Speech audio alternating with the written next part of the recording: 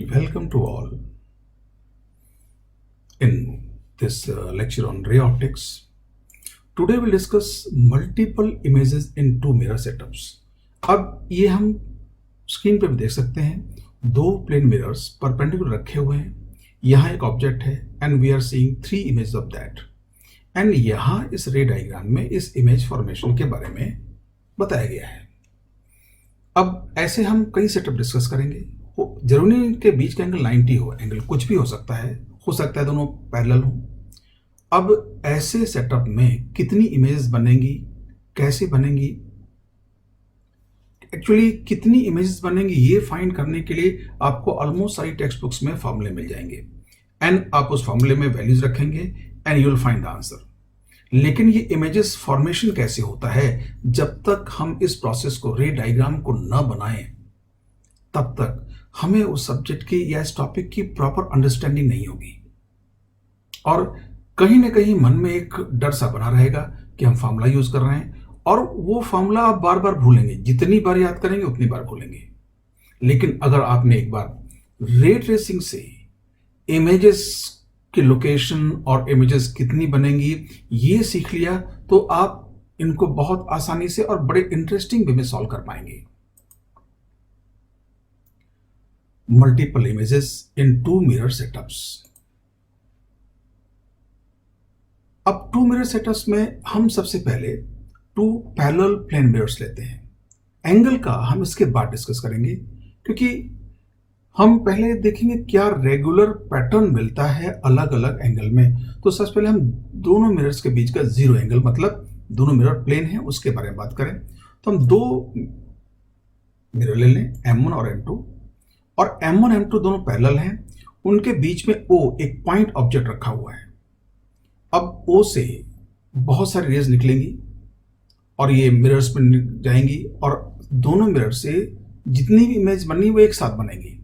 लेकिन हम one by one image formation को डिस्कस करेंगे. तो हम पहले कुछ रेज O से M1 पर ले जाएं तो M1 पे इमेज कैसे बनेगी. हम एक चीज और मान लें, O की M2 से डिस्टेंस B और M1 से डिस्टेंस A, तो ये दोनों मिरर से इक्वल डिस्टेंस पर नहीं है. अब ये O से हमने दो रेज कंसीडर किया. देयर आर इनफाइनाइट रेज जो पूरे M1 पे जाएंगी. अब हम पहले डिस्कस कर चुके हैं कि M1 जितना बड़ा होगा ये O से निकलने वाली उतनी लाइट को कलेक्ट करेगा और इमेजेस ज्यादा ब्राइटर होंगी. अब M1 M2 छोटे होने से इमेज के नंबर में फर्क नहीं पड़ेगा, केवल इनके छोटे होने से जितनी भी इमेजेस बनेंगी वो उतनी ब्राइट नहीं बनेंगी जितने इनके साइज बड़े होते. तो अब इन दोनों रेज का रिफ्लेक्शन हुआ. अगर इन रेज को हम पीछे एक्सटेंड करें तो जहां पे ये इंटरसेक्ट होंगी एक्सटेंशन, वहां पर O की वर्चुअल इमेज बनेगी. That is virtual image. VI means VI हम एब्रिविएशन लेंगे वर्चुअल इमेज A1. इस इमेज का नाम हमने A1 दे दिया of real object O. RO abbreviation हम यूज करेंगे फॉर रियल ऑब्जेक्ट. अब M2 पे ये रे आई, यहां से फिर इनका रिफ्लेक्शन हुआ. अब इन रेज को पीछे एक्सटेंड करेंगे तो यहां पे जो इमेज बनेगी वो वर्चुअल इमेज होगी. अब देखिए इस A1 के लिए ऑब्जेक्ट O तो रियल है. अब ये एक्सटेंड किया, ये इमेज बनी. इस इमेज को हम नाम देंगे B2 और ये वर्चुअल इमेज है अब ऑफ रियल ऑब्जेक्ट A1. अब B2 के लिए, इस इमेज के लिए ये जो इमेज थी A1 ये रियल ऑब्जेक्ट की तरह काम कर रही है. क्यों? क्योंकि इससे रेज, ये एक्चुअली मेरे को क्या लग रहा है कि ये रेज तो A1 से आ रही हैं, डाइवर्जिंग रेज, और इनको रिफ्लेक्ट करके इधर इमेज बना रहा है. तो ये इस इमेज के लिए ये जो वर्चुअल इमेज थी ये रियल ऑब्जेक्ट का काम कर रही है. अब ये रेज जो M1 पे गिरी इनका एक बार फिर रिफ्लेक्शन होगा. इनको पीछे एक्शन करेंगे तो यहां पर इमेज बनेगी. इस इमेज का नाम दे दें A3 और ये इमेज वर्चुअल है क्योंकि यहां तक एक्चुअली लाइट रेज नहीं पहुंच रही है, लेकिन ये रियल ऑब्जेक्ट B2 का है. जैसे इस इमेज B2 के लिए ये इमेज A1 रियल ऑब्जेक्ट का काम कर रही थी, ठीक उसी तरह से इस वर्चुअल इमेज के लिए ये इमेज रियल ऑब्जेक्ट का काम करेगी क्योंकि M1 को के लिए ये तो रेज बेसिकली कहां से आ रही हैं, इससे और ये डाइवर्जिंग रेज आ रही हैं। ऐसा महसूस हो, हालांकि रेज यहां मुड़ गई, बट अगेन यहां पे लाइट की वो property, light which makes things visible is it self invisible, हमें रे दिखती नहीं है। तो अगर मान लो कोई ऑब्जर्वर M1 होता तो उसको क्या लगता कि ये रेज एक्चुअली यहां से B2 से ही आ रही हैं, इसलिए B2 को हम इस इमेज A3 के लिए रियल ऑब्जेक्ट कंसिडर करेंगे। अब हमने M1 से कुछ इमेजेस बनाई जिनमें, और M2 से, लेकिन पहले रेज केस पर ली M1 पर, फिर M2 पर, फिर M1 पर। इन रेज को हमने ब्लू कलर से शो कर दिया। अब हम एक काम करते हैं, O से अगर कुछ रेज पहले M2 पे जाती तो उन रेज को हम किसी और कलर, रेड कलर शो कर दें। अब देखिए ये 2 रेज, ये रेड कलर गई और यहां से इनका रिफ्लेक्शन होगा इस तरह से। अब रिफ्लेक्टेड रेज को अगर पीछे की ओर एक्सटेंड करेंगे तो ये यहां पे कट करेंगी, तो यहां पे इस रियल ऑब्जेक्ट O की एक वर्चुअल इमेज बनेगी। इस इमेज को हम नाम दे दें B1, virtual image B1 of real object O। और ये ऑब्जेक्ट O रियल है, इसमें कोई कंफ्यूजन नहीं। अब ये रेड रेज जो M1 पे इंसिडेंट हुई, ये यहां से रिफ्लेक्ट होंगी बैक M2 की तरफ। अब रिफ्लेक्टेड रे को अगर हम पीछे एक्सटेंड करेंगे तो M1 में अगेन एक वर्चुअल इमेज मिलेगी, और इस वर्चुअल इमेज को हम नाम दे दिया A2। अब A2 किस कारण से बन रही है?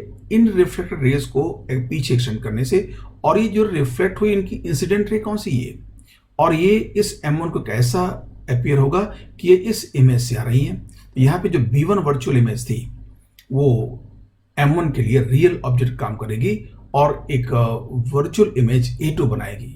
वर्चुअल इमेज A2 के लिए B1 क्या है? Real object. अब ये लाइट रेज जो M2 पे इंसिडेंट हुई, they will be reflected back, इनका वापस रिफ्लेक्शन होगा इस तरफ, और ये रिफ्लेक्ट बैक होने के बाद इनको पीछे एक्सटेंड करेंगे तो यहां पे एक इमेज और बनेगी, एंड इस इमेज को हम नाम दे दें B3। अब इस सिमिलरली जो हम बात पर डिस्कस करते आए थे, इस B3 के लिए ये जो A2 है वो रियल ऑब्जेक्ट का काम करेगी। अब ये हमने O से निकलने वाली जो इनफाइनाइट रेज हैं उनमें से कुछ रेज का सेट लिया है। अगर यहां से ऐसा फील हो सकता है कि हमने 2 रेज ली तो अब इसके बाद इमेज फॉर्मेशन बंद हो गया, लेकिन यहां तो इनफाइनाइट रेज थी, तो इमेज फॉर्मेशन इनफाइनाइट, ऐसे सीक्वेंस इनफाइनाइट तक जाएगा। You will find infinite number of images. बस ये साइज इमेज जो मिरर का है वो तो इमेज की नंबर को किसी तरह कंट्रोल नहीं करेगा, वो हर इमेज की ब्राइटनेस को कंट्रोल करेगा। अब हम इमेज की डिस्टेंसेस के बारे में कुछ डिस्कस करें। ये हमको मालूम है प्लेन मिरर में ऑब्जेक्ट और इमेज डिस्टेंस इक्वल होती है। तो अगर हम ये देखें A, तो यहाँ A और ये B, मतलब इस ऑब्जेक्ट के लिए B डिस्टेंस पर M2 से था तो B पर पीछे इमेज बनी, ऐसे ही M1 से ये A डिस्टेंस पर था तो A पे अंदर ये इमेज बनी। अब next image 2B, why 2B?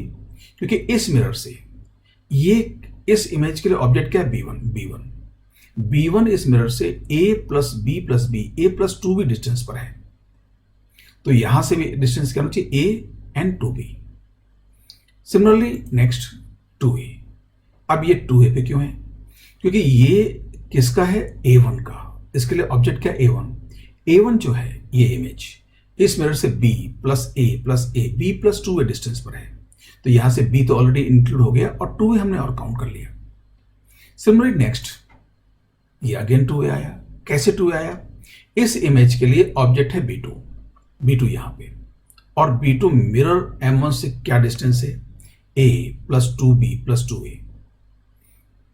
A plus B plus B means 2B and 2A। तो ये इमेज M1 से A plus 2B plus 2A distance पर होनी चाहिए, तो A यहां पर है 2B और ये 2A होगा। ऐसे ही अब ये डिस्टेंस देखें, ये 2B है। 2B कैसे? इसके लिए ऑब्जेक्ट है A2 और मिरर M2 से A2 कितना डिस्टेंस पर है?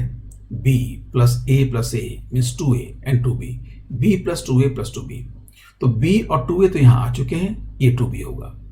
अब यहां से एक बड़ी इंटरेस्टिंग पैटर्न मिल रहा है, वो ये कि अगर हम ऑब्जेक्ट से इमेजेस के डिस्टेंस को देखें तो M1 से ऑब्जेक्ट A डिस्टेंस पे था, तो ऑब्जेक्ट से पहली इमेज 2A पे बनी, दूसरी इमेज 2B पर, तीसरी 2A पर, ऐसी अगली इमेज जो बनती A4 वो अगेन 2B पर बनती, फिर A5 2A पर बनती। मीन्स ऑब्जेक्ट से किसी भी मिरर में इमेज डिस्टेंस को लें तो वो अल्टरनेटिवली डबल एड होती जाएंगी। ऐसे यहां पर देखिए, इस ऑब्जेक्ट से पहली इमेज 2B पर, दूसरी 2A पर, फिर 2B पर, 2A पर। तो इस पैटर्न को समझ लें। And now just we summarise this image locations in M1, 2A, 2A plus 2B plus here should be 2A plus 2B plus 2A and so on. ऐसे ही image location in M2, तो M2 से 2B से शुरू होगा, 2B, 2B plus 2A plus यहाँ 2B होना चाहिए, 2B plus 2A plus 2B and so on. और ये सारी जो image distances separations हैं, ये हम लोगों ने मेजर किया था ऑब्जेक्ट से। ये प्लेन मिरर में रे डायग्राम ट्रेस करते हुए हमने इमेजेस फॉर्मेट की, उसको प्रोसेस समझा। अब हम एक और सिंपल कंसेप्ट लेके इन इमेजेस को इजीली लोकेट कर सकते हैं। अब इमेज का सिंपल लोकेशन हम रे डायग्राम ट्रेस नहीं करेंगे, बट एक सिंपल सा कंसेप्ट यूज करेंगे, वो ये कि प्लेन मिरर में किसी भी पॉइंट ऑब्जेक्ट और उसकी पॉइंट इमेज के बीच की डिस्टेंस को प्लेन मिरर बाइसेक्ट करता है। या यूं कहें सिंपल वर्ड्स में, प्लेन मिरर से ऑब्जेक्ट और इमेज दोनों इक्वी डिस्टेंट होती हैं। So what mean right, since a point object and its image are equidistant from a plane mirror, the mirror और its extension plane is perpendicular to bisector of the line joining the object and the image. अब यहां पे एक बात समझने वाली है, the mirror and और इट्स एक्सटेंशन प्लेन। हो सकता है हम मिरर इतना बड़ा लें और ऑब्जेक्ट पॉइंट मिरर के सामने नहीं है, तो हम मिरर से डिस्टेंस कैसे लेंगे? मान लो मिरर हमने यहां तक लिया और ऑब्जेक्ट यहां पर है, तो ये मिरर को हम एक्सटेंड कर देंगे यहां तक, और ये डिस्टेंस ऑब्जेक्ट की होगी और उतना डिस्टेंस पर इमेज बना देंगे, ये लोकेट कर देंगे। अब ये अगर प्रोसीजर हम यूज करते हैं तो हमें रे डायग्राम ट्रेस करके उतना बड़ा प्रोसीजर फॉलो करने की जरूरत नहीं है। तो प्लेन मिरर जो हमने पैरेलल लिए थे उनमें इमेज की लोकेशंस को हम एक बार इस कंसेप्ट से लोकेट करते हैं। अब देखिए यहां पे M1 M2 वही मिरर लिए, ऑब्जेक्ट O M1 से ये A डिस्टेंस पर और M2 से ये B डिस्टेंस पर, ये लाइन ली। अब हमको मालूम है सारी इमेज इसी लाइन पे बनेगी जो O से पास होगी और दोनों M1 M2 के परपेंडिकुलर होगी। तो पहली इमेज M1 से A डिस्टेंस पीछे बनेगी, ये तो ऑब्जेक्ट से कितना 2A डिस्टेंस, ये वर्चुअल इमेज A1। एंड ऐसे ही B में ये ऑब्जेक्ट मिरर M2 से B डिस्टेंस आगे था तो इमेज B डिस्टेंस पीछे, तो ऑब्जेक्ट और इमेज डिस्टेंस 2B हो गई। अब M1 में जो अगली इमेज बनेगी उसके लिए ये जो B1 होगा ऑब्जेक्ट का काम करेगा। तो B1 की मिरर डिस्टेंस क्या है 2B प्लस A, तो यहां से A ऑलरेडी है, 2B इधर और आ जाएगा 2B। अब ये जो इमेज बनी बेसिकली ये इमेज A1 इधर ऑब्जेक्ट काम करेगी, तो यहां पे क्या होगा, इस M2 से A1 कितना दूर था B प्लस 2A, तो यहां से B ऑलरेडी है 2A डिस्टेंस पीछे आ गया। एंड इस तरह से हम और इमेज लोकेट कर सकते हैं दिस वे। अब देखिए ये जो पैटर्न रिकॉग्नाइज किया उससे इमेजेस को लोकेट करना आसान हो गया। जरूरी नहीं हम हर बार रे डायग्राम ड्रॉ करें, लेकिन जब कभी हमें जरूरत हो तो रे डायग्राम ड्रॉ करना भी आना चाहिए। क्योंकि जैसे हम आगे रिफ्रैक्शन में चलेंगे, lenses, plane surface, refraction, prism, उन सिचुएशन को अगर आप रे ट्रेसिंग से, रे डायग्राम ट्रेसिंग की ज्योमेट्री से यूज करेंगे तो it will become very interactive. वो आपको काफी सिंपल लगेंगे, बहुत आसानी समझ में आएंगे। अब प्लेन मिरर में ये हमें फैक्ट मालूम है कि जो प्लेन मिरर या उसका extension plane image object line joining को बाइसेक्ट करता है। ये हमने कैसे निकाला कि इमेज और ऑब्जेक्ट दोनों प्लेन मिरर से इक्वल डिस्टेंस पे होंगे। इस फैक्ट को अगर हम यूज कर लें तो हमें प्लेन मिरर में रे डायग्राम ट्रेस करने की जरूरत नहीं है। आगे से हम प्लेन मिरर में रे डायग्राम कुछ सिचुएशन में डिस्कस करेंगे, लेकिन हम कुछ पैटर्न ऑब्जर्व करेंगे और उन पैटर्न को बार बार यूज करेंगे। अब ये तो था ऐसे सिचुएशन जिसमें दोनों मिरर हमने प्लेन मिरर लिए। इमेज लोकेशंस को समराइज कर लें। M1 से क्या होगा डिस्टेंस, ऑब्जेक्ट से डिस्टेंस 2A, फिर 2A plus 2a plus 2b, फिर 2a plus 2b plus 2a and so on, ये रिपीट होता जाएगा। पहला 2a, फिर 2a plus 2b, then 2a plus 2b plus 2a, अगला क्या होगा 2a plus 2b plus 2a plus 2b and so on, alternately double of distances add होती जाएंगी। Similarly, you can guess what will be the locations of images in M2. M2 से distance थी b, तो पहली image object से 2b पर बनेगी, दूसरी 2b प्लस 2a पर बनेगी, तीसरी 2b plus 2a plus 2b पर बनेगी, चौथी 2b plus 2a plus 2b plus 2a बनेगी, और ऐसे ही सीक्वेंस को हम आगे बढ़ा सकते हैं। Now you can see here first image 2b पर, दूसरी 2b प्लस 2a पर, तीसरी 2b plus 2a plus 2b पर एंड सो ऑन। अब ये दो सारी लोकेशंस हमने मेजर की हैं, कहां से, ऑब्जेक्ट से, मेजर्ड फ्रॉम द ऑब्जेक्ट। तो प्लेन पैरेलल टू मिरर्स के बीच में अगर कोई पॉइंट ऑब्जेक्ट रखा हो तो उसकी इमेजेस को कैसे लोकेट करेंगे, for that we can use this pattern. Now we can see next one, two mutually perpendicular mirrors image formation. अब यहां भी अब देखिए एंगल आ गया, तो हम एक बार रे डायग्राम ट्रेसिंग करते हैं। ये दो मिरर लिए M1 और M2, उनके बीच angle 90 and we have taken an object O here. अब O की हम इमेज पहले M1 से बनाए। अब जैसे ये दो रे लिया और ये रिफ्लेक्ट होकर इधर जाएंगी इस तरह से। अब इन दोनों रेज को, रिफ्लेक्टेड रेज को पीछे ट्रेस करेंगे, तो जहां उनका इंटरसेक्शन होगा इस जगह पे, वहां पे O की M1 में पहली वर्चुअल इमेज बनेगी। इस इमेज को हम I1 नाम देते हैं। अब ये रेज जो M2 पर पहुंची, ये यहां से वापस रिफ्लेक्ट बैक होंगी इस तरह से। इनको पीछे एक्सटेंड करेंगे तो ये जहां पे कट करेंगी वहां पे O की या I1 की इमेज बनेगी इस तरह से। ये इमेज O की नहीं, ये इमेज I1 की है। I1 इसके लिए ऑब्जेक्ट काम कर रहा है और ये I2 इमेज बन गई। अब देखिए इस सेकंड टाइम रिफ्लेक्शन के बाद ये रेज जो निकल जाएंगी वो कभी भी M2 पर या M1 पर दोबारा इंसिडेंट नहीं होंगी। तो अब इन रेज से इमेजेस बनना बंद हो गई। अब ऐसे ही हम पहले M2 से रिफ्लेक्शन ले लें, ये 2 रेज का सेट लिया, ये रेज रिफ्लेक्ट होकर वापस M1 पर आएंगी इस तरह से, और इन रिफ्लेक्टेड रेज को अगर पीछे रिट्रेस करें तो ये इस जगह पर यहां पे हमें एक वर्चुअल इमेज मिलेगी इस तरह से। ये वर्चुअल इमेज I3, ये I3 के लिए ऑब्जेक्ट O है। अब ये रेज वापस M1 पे आई तो यहां से इधर रिफ्लेक्ट होंगे, इनको पीछे रिट्रेस करेंगे तो इनकी एक इमेज और बननी चाहिए। ये पीछे रिट्रेस किया एंड ये जो चौथी इमेज बनी वो I2 पर ही बनी। अब देखिए हम वापस इमेज को देख लें। I1 के लिए O ऑब्जेक्ट है, I2 के लिए O ऑब्जेक्ट है, क्योंकि O से निकलने वाली रेज रिफ्लेक्ट होकर I1 बना रही है। ऐसे O से निकलने वाली रेज रिफ्लेक्ट होकर I3 बना रही है। I2 के लिए ऑब्जेक्ट कौन है, I1 वाली जो रेज थी, जो रेज I1 इमेज बना रही थी वो रेज रिफ्लेक्ट होकर I2 इमेज बना रही है। तो I2 जो वर्चुअल इमेज है उसके लिए जो I1 इमेज थी वो रियल ऑब्जेक्ट का काम कर रही है। सिमिलरली जो I4 है, I4 के लिए I3 रियल ऑब्जेक्ट का काम करेगी। नाउ अगर दो मिरर्स के बीच में एंगल 90 का हो तो वैसे तो mathematically we are getting 4 images, लेकिन I2 और I4 दोनों एक ही जगह बन रही है तो कॉन्साइड कर रही हैं, तो हमें इमेज दिखाई कितनी देंगी, 3, and will say there will be 3 images.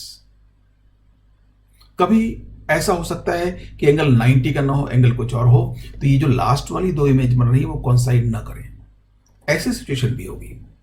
अब ये जो रे डायग्राम से हमने इमेजेस के लोकेशन पता की, इनको हम उसी कंसेप्ट से जो हमने इक्विडिस्टेंट वाली बात की थी, इमेज ऑब्जेक्ट दोनों प्लेन मिरर से इक्विडिस्टेंट होंगे, उससे एक बार इसको लोकेट करने की कोशिश करते हैं। 2 mutual perpendicular mirrors, image locations. Since a point object and its image are equidistant from a plane mirror, the mirror or its extension plane is a perpendicular bisector of the line joining the object and the image. वो जो idea हमने पहले discuss किया था उसको हमने दोबारा repeat किया। एंड ये आप देखिए हमने ये M1 M2 ले लिए, M1 और M2, ये ऑब्जेक्ट लिया ओ रियल, और रियल ऑब्जेक्ट का जो कॉर्नर से लाइन बनाई वो M1 से अल्फा एंगल बना रही है और M2 से बीटा। अब देखिए O से M1 पर अगर हम परपेंडिकुलर ड्रॉप करें तो उस परपेंडिकुलर की उतनी ही लेंथ M1 के अंदर पीछे एक्सटेंड कर दें तो M1 में O की जो पहली इमेज I1 बनेगी वो मिल जाएगी। सी दिस वन, ये जो लाइन इसका मतलब इक्वल। अब देखिए O से ये डिस्टेंस जितना है उतना ये डिस्टेंस लिया और इस इमेज को बोल दिया I1। ऐसे ही O से M2 में इमेज बनेगी I3, यहां I3 लिख दिया है। अब देखिए कि अब इस M1 को एक्सटेंड करें और M2 को एक्सटेंड करें तो एक्सटेंशन प्लेन के लिए I1 और I3 फिर ऑब्जेक्ट का काम करेंगे। ये M2 का एक्सटेंशन प्लेन, तो I1 की इमेज बनेगी यहां से दिस वे I4। ऐसे ही अगर M1 का एक्सटेंशन प्लेन लें तो उससे ये इमेज बनेगी दिस I2, I3 की इमेज I2। तो यहां पे आप देखिए I4 एंड I2 कोइंसाइड कर रही हैं। अगेन वैसे तो मैथमेटिकली इमेजेस बनी 4, बट इमेजेस अपीयर कितनी होंगी 3, तो हम बोलेंगे देयर आर ओनली 3 इमेजेस। जितनी हमको अपीयर होंगी जो दिखाई देंगी हम नंबर ऑफ इमेज उतनी ही बोलेंगे। अब देखिए यहाँ पे इमेज लोकेशंस को हमने इक्वी डिस्टेंस वाले आइडिया से बहुत क्विकली कर लिया। तो प्लेन मिरर में मैं आपको सजेस्ट करूंगा कि जब भी इमेज लोकेट करनी हो ऑब्जेक्ट की तो रे डायग्राम ट्रेसिंग, ठीक है रे डायग्राम ट्रेसिंग को हमने समझा और उसको अच्छे से यूज किया, लेकिन आगे से हम ये इक्वी डिस्टेंस वाला आइडिया प्लेन मिरर में इमेज को लोकेट करने के लिए यूज करेंगे। अब देखिए एंगल्स लें तो ये एंगल अल्फा, तो ये एंगल अल्फा होगा क्योंकि दोनों साइड्स इक्वल हैं। ऐसे एंगल बीटा तो एंगल बीटा होगा। अब ये एंगल अल्फा, ये angle alpha, beta beta, you can understand why. अब देखिए यहां से कुछ ऑब्जर्वेशन लें। The point object and all of images lie on a circle, center of which is the intersection of the mirrors. A radius is the distance of the object from the point of intersection of the mirrors. एक बार इसको ध्यान से देखें। The point object and all of its images lie on a circle. Point object और उसकी सारी images जो भी बन रही हैं वो एक सर्किल पर लाई करेंगी। आगे center of which is the intersection of the mirror. उस सर्किल का सेंटर जो मिरर जहां इंटरसेक्ट कर रहे थे ये होगा, और रेडियस क्या होगी, इंटरसेक्शन पॉइंट से ऑब्जेक्ट की डिस्टेंस ही रेडियस होगी। तो ये आप देखिए O, I3, I2, I4 and I1 ये एक सर्किल पर होंगे दिस वे। अब ऐसा हम क्यों कह पाए, क्योंकि अगर OI1 को देखें तो OI1 इस सर्किल की कॉर्ड है और ये M1 मिरर रेडियस है, ये इस कॉर्ड को परपेंडिकुलर बाइसेक्ट कर रहा है, तो O और I1 सर्किल पर होंगे। ऐसे ही O और I3 ले लें, OI3 लाइन को ये M2 जो रेडियस हो की तरफ ज्योमेट्रिकली होगा, ये इस कॉर्ड को बाइसेक्ट कर रहा है, तो O और I3 भी सर्किल पे होने चाहिए। अब देखिए इन दोनों को सर्किल पे होने चाहिए, तो उनके लिए O एक कॉमन पॉइंट है, तो ये I3, O और I1 सेम सर्किल पे हो गए। ठीक इसी तरह से हम कह सकते हैं I1 और I4 भी उसी सर्किल पे होंगे और I3 और I2 भी उसी सर्किल पर होंगे। नाउ इन दिस वे जब भी मिरर्स के बीच में 90 का एंगल है तो हमने ये देखा कि ऑब्जेक्ट और सारी इमेजेस एक सर्किल पे लाई करेंगी। उस सर्किल का सेंटर मिरर्स का इंटरसेक्शन पॉइंट होगा और रेडियस क्या होगी, इंटरसेक्शन पॉइंट से ऑब्जेक्ट की डिस्टेंस। अब इस आइडिया को हम देखेंगे क्या और अगर 90 के अलावा कुछ और एंगल रखें तो भी क्या ही पैटर्न मिलता है। Now some few more observation we can see. Angular separation of images from the object, object से इमेजेस का एंगुलर सेपरेशन लें। तो अब देखिए O का M1 वाली जो इमेज बनी उसका एंगुलर सेपरेशन है 2 अल्फा,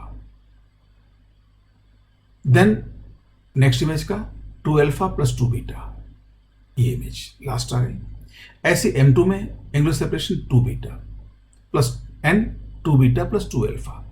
तो अगर यहां देखें ध्यान से तो प्लेन मिरर में जो हमने बात डिस्कस की पैरेलल मिरर्स में कि जो इमेज की लोकेशन से डिस्टेंसेस थी ऑब्जेक्ट से उनकी अल्टरनेटिवली डिस्टेंसेस डबल हो गेन हो रही थी। M1 से ऑब्जेक्ट a डिस्टेंस पे था तो M1 में जो इमेजेस ऑब्जेक्ट से बनती थी ऑब्जेक्ट से पहली डिस्टेंस 2a पर, दूसरी 2a प्लस 2b पर, तीसरी 2a plus 2b plus 2a पर, इस तरह से। और यही सीक्वेंस M2 में।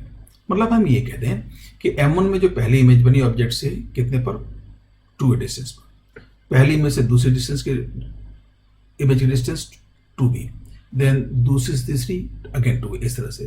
तो वही पैटर्न यहां एंगल के साथ फॉलो हो रहा है। Image locations in M1 2 alpha, then 2 alpha plus 2 beta. ऐसे M2 में पहले 2 बीटा आएगा, फिर दूसरा 2 अल्फा प्लस 2 बीटा। तो यहां पे एक बड़ी इंटरेस्टिंग बात आई कि पैरेलल मिरर में जो बात हमें डिस्टेंसेस के साथ मिली, incline mirrors basically perpendicular mirror में वही बात हमें एंगल्स के लिए मिल रही है। अब हम इस सिचुएशन को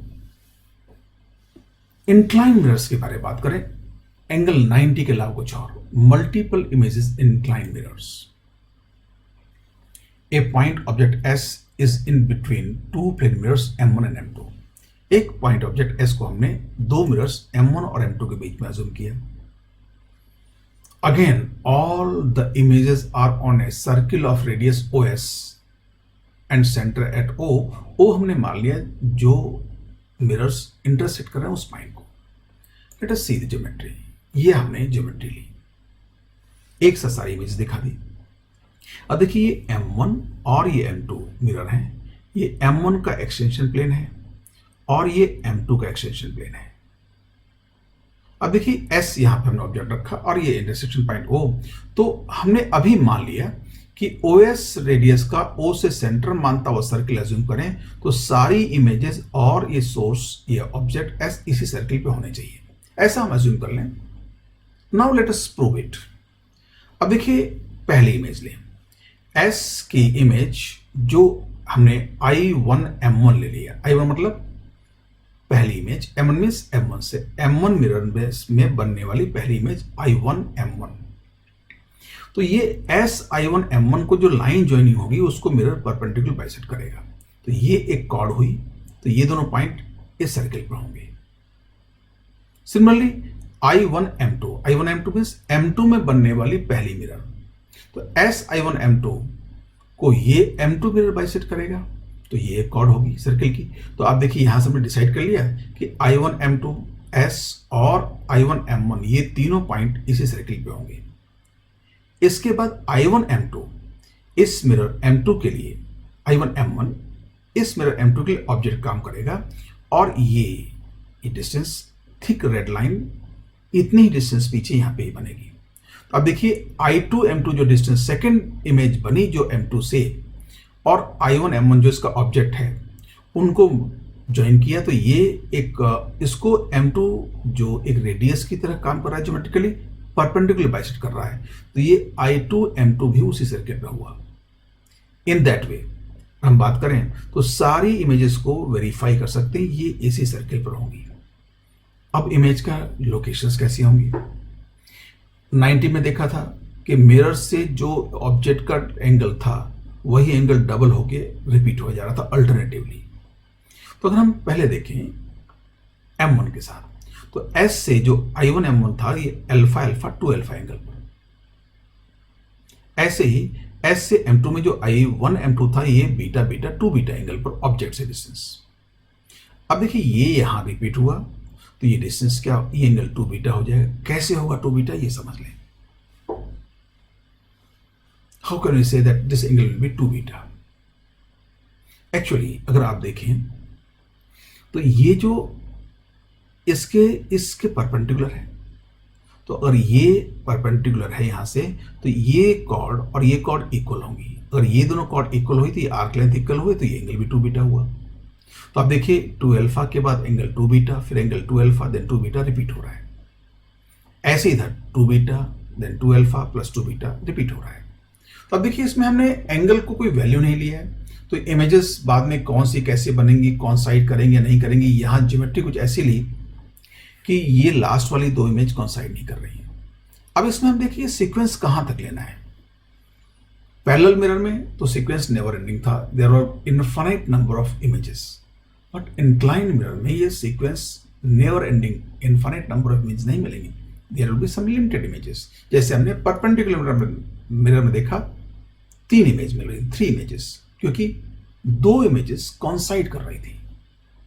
अब किसी भी मिरर में बनने वाली इमेज कहां तक जाएगी? किसी मिरर में बनने वाली इमेज मिरर से बाहर नहीं होगी, कि सारी इमेज वर्चुअल बन रही है। इसका मतलब M1 में बनने वाली इमेज जिनके पीछे M2 सब्सक्रिप्ट है, ये M1 के एक्सटेंशन प्लेन से बाहर नहीं आएंगी। या यूँ देखें, ये पूरा है M1 मिरर और उसके एक्सटेंशन के बीच का एंगल 180 और ऑब्जेक्ट बीटा। तो M1 से बनने वाली इमेजेस का जो मैक्सिमम एंगुलर पोजीशन होगी ऑब्जेक्ट S से, वो 180 प्लस बीटा, मिरर से बाहर नहीं आनी चाहिए, 180 प्लस बीटा से छोटा ही होगा। और 180 से बड़ा होना चाहिए। 180 से बड़ा क्यों? इधर ये अगर इसको हम पीछे एक्सटेंड करें तो इमेज यहां बन सकती है। तो अब देखिए, position of the images from the object, angular positions of images made bye M1, 2 alpha plus 2 beta, 2 alpha plus 2 beta plus 2 alpha and so on. और लास्ट इमेज जो एंगल होगा ऑब्जेक्ट से, वो 180 प्लस अल्फा से छोटा होगा। क्यों 180 plus alpha से छोटा होगा? अब M1 के वापस देख लें। M1 में बनने वाली सारी इमेज उसके एक्सटेंशन प्लेन और M1 के अंदर ही होगी। तो ये S से जो एंगल बनता है, ये यहां से यहां तक एंगल 180 और एंगल अल्फा। तो इमेज का maximum angular span alpha plus 180 ही हो सकता है। Now we got the idea. अब इसी चीज, इसका मतलब क्या हुआ कि जब भी मिरर्स के बीच में एंगल होगा तो we can never find infinite number of images, there will be finite number of images. अब ऐसे ही हम M2 के लिख सकते हैं, angular positions of images made by M2। तो M2 के लिए क्या होगा? पहला 2 बीटा, देन दूसरा 2 बीटा प्लस 2 अल्फा, देन तीसरा 2 beta plus 2 alpha plus 2 beta and so on. और यहां भी मैक्सिमम एंगल क्या होगा? 180 प्लस बीटा। क्यों? ये आप देखिए, ये सारी इमेजेस इस लाइन के पीछे होनी चाहिए, तो ये पूरा एंगल तो 180 का हुआ और ये बीटा, तो 180 plus beta, 2 beta plus 2 alpha, next 2 beta plus 2 alpha plus 2 beta and so on. And what is the maximum angle? 180 plus beta. Now you can see, अगर इस पैटर्न को देखें हम, तो ये पैटर्न बिल्कुल पैरेलल मिरर जैसा ही है। वहां जो बात मैथमेटिक्स पैटर्न हमें डिस्टेंस के साथ मिल रहा था, डिस्टेंसेस के लिए, ठीक वैसा ही पैटर्न यहां पे एंगुलर स्पान के लिए मिला। एक बड़ी इंपॉर्टेंट बात कि इंक्लाइंड मिरर्स में कभी भी नंबर ऑफ इमेजेस इनफाइनाइट नहीं होंगी, there always be finite number of images. उसके बात बिल्कुल साफ है कि क्लियर है ये चीज कि रीजन क्या था कि किसी मिरर से बनने वाली वर्चुअल इमेज उसके बाहर नहीं बनेगी। Now let us summarize things. Number of total images and observation. जो हमने ये बात की, इसको ऑब्जर्वेशन में ले लें। और ये व्हाट, अब देखिए 360 को थीटा से डिवाइड करें, will take this number n। अब इस n की जो वैल्यूज होंगी, देयर will be 3 possibilities. Either it will be an even number, or it will be an odd number integer, or it will be a fraction. यही कहें, उसकी दो ही पॉसिबिलिटी हुई, या तो इंटीजर होगा या फ्रैक्शन होगा। और इंटीजर पॉजिटिव नेचुरल नंबर होगा या फ्रैक्शन होगा, और नेचुरल नंबर होगा, दो पॉसिबिलिटी हुई, इवन और ऑड। तो n की 3 possibility, even, odd and fraction. अब ऑब्जेक्ट को हम कहां रखेंगे? ऑब्जेक्ट को रखने के दो सिचुएशन हो सकती हैं। या तो दोनों मिरर के बीच के एंगल के बाइसेक्टर पर रखें, तो इसको बोलेंगे सिमेट्रिकल प्लेसिंग या सिमेट्रिकली प्लेस्ड। या बाइसेक्टर पे ना रखें, इधर उधर रखें, तो उसको हम बोलेंगे एसिमेट्रिकल प्लेसिंग। या फिर हम कोई कंडीशन ना डालें, तो मतलब दोनों मिरर के बीच में कहीं भी रख दें, चाहे सिमेट्रिकल रखें चाहे सिमेट्रिकल रखें। तो इसमें वर्ड दिखेगा आपको एनीवेयर। एनीवेयर मींस चाहे सिमेट्रिक हो चाहे असिमेट्रिक प्लेसिंग, कैसे भी हो, रिजल्ट सेम होगा दोनों के लिए।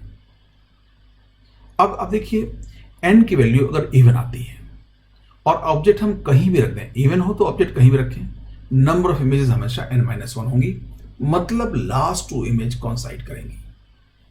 इस बात को ध्यान रख लें कि अगर 360 by theta n is even number, तो irrespective of location of object, number of images will be n-1 because last two image will coincide. अब n अगर ऑड आता है तो उसमें अगर हमने सिमेट्रिकल प्लेसिंग रखी है एंगल बाइसेक्टर पर, तब लास्ट टू इमेज कॉन्साइड करेंगी और इसलिए इमेज क्या हो जाएगी n-1। और अगर एसिमेट्रिक प्लेसिंग रखी है तो again image will be n। अगर फ्रैक्शन आए तो इमेजेस उस फ्रैक्शन का इंटीजर पार्ट होगा। अब देखिए ये एक ऑब्जर्वेशन है and this table is given in all of the text book. तो हम जो अभी तक हमने जो अंडरस्टैंडिंग डेवलप की, जो चीज़ों को समझा, उसको समझे बिना हम इस टेबल को याद करते हैं और जब भी कोई क्वेश्चन आता है तो उस टेबल का एक करस्पॉन्डिंग चीज़ देख के उसमें वैल्यू रखा, आंसर निकाल लिया। Actually what I feel personally कि केवल एग्जाम में मार्क्स लाना लाइफ नहीं है। When you go in A job, तब वहां पे आपको एक्चुअली बड़ा क्रिएटिव वर्क करना है। आप जितना क्रिएटिव वर्क करेंगे आप उतना ही आगे जाएंगे और क्रिएटिव वर्क करने के लिए कंसेप्ट्स आना बहुत जरूरी है। नाउ लेट अस सी, अब ये जो आइडियाज हमने सीखे उनको हम 1 बाय 1 करके कुछ क्वेश्चंस में अप्लाई करें। तो पहले तो हम वो रे ट्रेसिंग वाला आइडिया लेंगे, या जो पैटर्न हम रिकग्नाइज किया, एंगल जो separation 2 alpha and 2 alpha plus 2 beta, then 2 alpha plus 2 beta plus 2 alpha, ऐसे। तो उससे हम इमेज की लोकेशंस फाइंड करेंगे। While dealing with the problems, you may adopt any of the method, but as far as subject understanding is concerned, it is suggested to use the previous method. तो अगर subject को अच्छे समझना है तो मैं आपसे कहूँगा प्रीवियस मेथड यूज करें। दूसरा, इसका एक बहुत रीजन भी है। आप देखिए ये जो इसमें कई पॉसिबिलिटीज हैं एंड इसमें जरूर जब भी आप यूज करने बैठे कंफ्यूजन होगा। तो कंफ्यूजन से बचने के लिए हम जो कंसेप्चुअल मेथड था वो भी बहुत इजी है। एंगल डबल करके अल्टरनेटिवली ऐड करते चले जाइए और लास्ट में अगर आप देखिए अगर मैक्सिमम पोजीशन दोनों की मिलके 360 हो रही है तो इमेज कॉन्साइड करेंगी। अगर मैक्सिमम पोजीशन दोनों की 360 नहीं हो रही तो इमेज कॉन्साइड नहीं करेंगे। ये भी बहुत सिंपल हुआ। Example here, A point object is placed between two mirrors inclined at angle 60 degree as shown in the figure।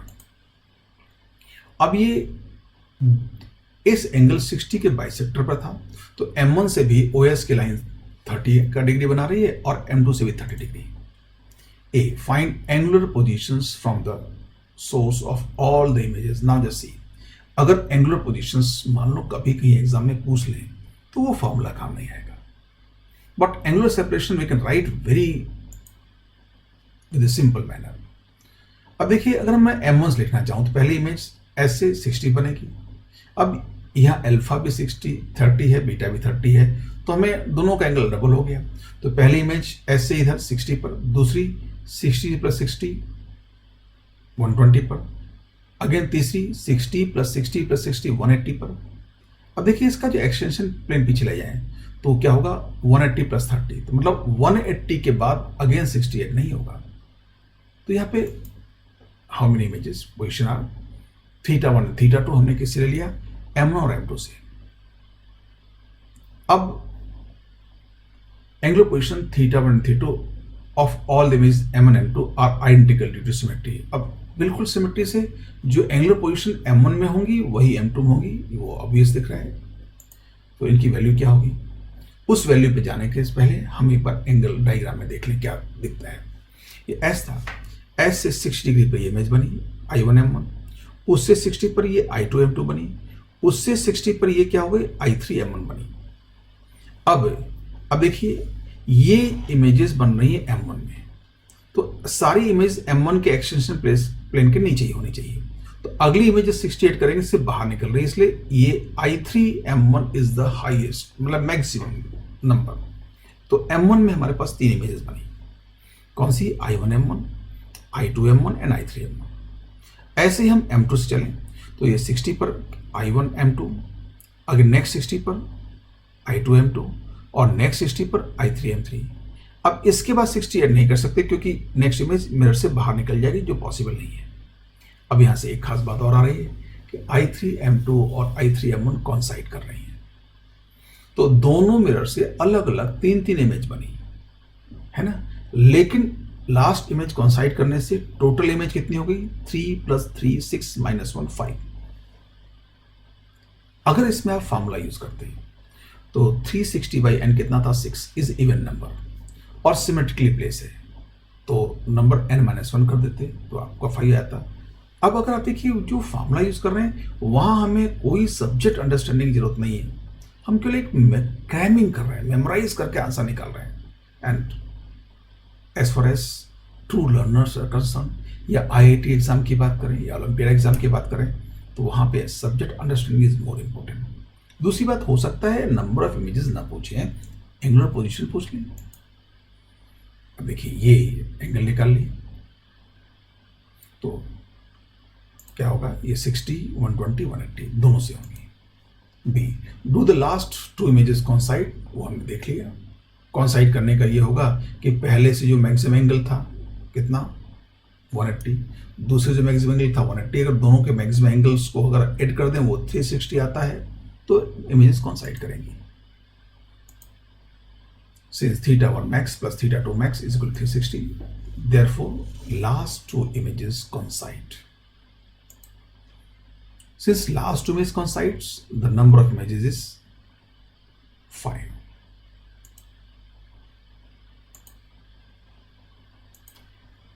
So in next question अगर हम डिस्कस करें, in which condition do the last 2 images coincide?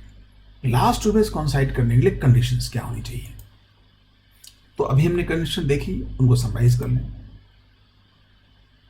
अब देखिए एक condition तो ये थी फॉर्मूले के हिसाब से। इस मेथड जो हमने डिस्कस किया उसमें क्या था? M1 में जो मैक्सिमम एंगल वाला पोजीशन निकाल लीजिए, M2 मैक्सिमम एंगल वाला पोजीशन निकाल लीजिए, दोनों एक ही OS से मेजर कर रहे हैं, तो ये मैक्सिमम एंगल प्लस वो मैक्सिमम एंगल अगर 360 है तो कॉन्साइड करेंगी, 360 नहीं है तो कॉन्साइड नहीं करेंगी। और इसमें क्या हो गया? फॉर्मूले में अगर n की वैल्यू निकाली 360/θ इवन और ऑड विद सिमेट्रिकल प्लेस, अगर 360/θ इवन है तो लास्ट कॉन्साइड करेंगी, अगर ऑड है तो एसिमेट्रिकल प्लेसिंग ऑब्जेक्ट में कॉन्साइड करेंगी।